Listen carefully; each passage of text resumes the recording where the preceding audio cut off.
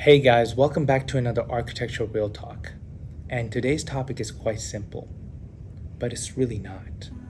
One of the things that I want to talk about is what if your work as an architect entailed taking down communities, tearing apart infrastructure, taking away someone else's home, taking apart communities and families? I'm talking about gentrification. Early in my architectural career, I was asked to design townhouses. And I was very eager to see these townhouses because I was given independence in terms of design. I was given some foresight or some say in what architecture can do, what the interior can do. And in this design, we had demolition plans. Much like any restoration or any renovation projects, there's going to be buildings that were going to be demolished on site. And I found myself in this ethical dilemma when I actually took a job site visit with my project manager. I shadowed them just to see what it would be like to be on the job site. I wanted to see for the first time how this project's looking, how we're going to go about doing demo, various different things that we discussed on the way to the project. And when we got there, what we found was a protest. What we found was the entire community at an uproar.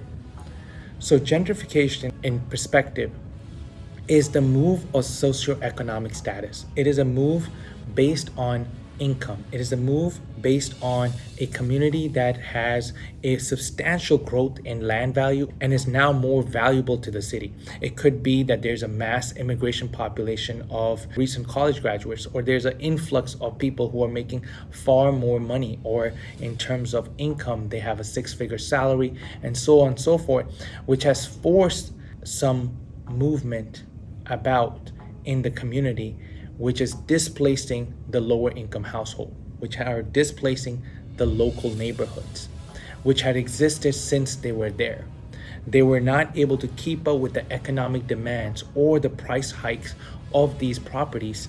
And therefore, when the new developer comes in and sees the opportunity of buying one piece of land that has one house on it and dropping three different townhouses, it allows them to have a higher accrued wealth based on that investment. So investors move in, you might have a practitioners of doctors, lawyers, and this has happened throughout Heights. It has happened in Independence Heights right now, Acres Home. So gentrification is part of Houston, but it's slowly moving outwards within 610 Loop. So going back to the story, what had happened was that the actual client that had acquired the land from another landlord started using underhanded tactics that caused this uproar of a protest when architects showed up. So one of those tactics were to not renew leases. Tactics were to not allow any type of formal complaints, or even if there were minor complaints on the property, they were not going to be addressed. Another thing that they did was they kept upping the rent every 3 to 6 months. They did not allow renewals on their leases. So all of these tactics forced the community to separate or part ways.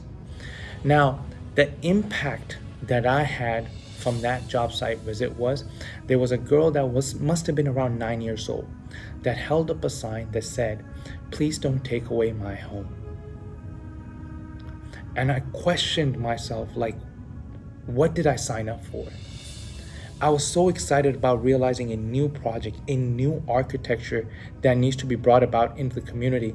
Talking about how driveway, those are the things that were running through my mind. How would this resolve? Where's the access? I want to see this tree.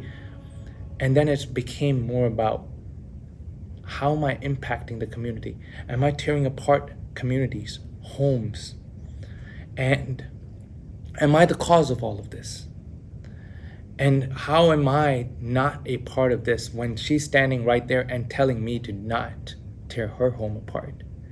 So it dawns on me, and it's a realization of saying the responsibility of an architect is just not life safety when it comes to construction. It is life and human experience in general. So one of the things I advocate for is a community-centered development. There are ways to build without displacing mixed income housing. there's ways to build in which you can introduce affordable housing that could displace those particular units. I'll give you an example.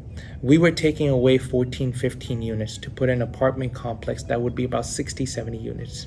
Who's to say that we cannot provide a refuge for those existing residents and still, although we minimize profits, but they're now at a smaller piece of land and about having more or less the same amount of amenities, that we're providing them a future place to stay there. Some of those community members walked across to the local shops. There was a livelihood, there was an ecosystem that was already established that we broke apart when we actually excavated and destroyed entirety of the community, wiped it away, and brought about something new.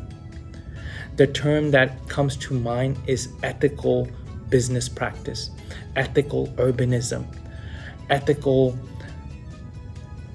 inclusive architecture, something that could benefit the community as a whole. That's why it is very, very pertinent as future architects that you analyze the context.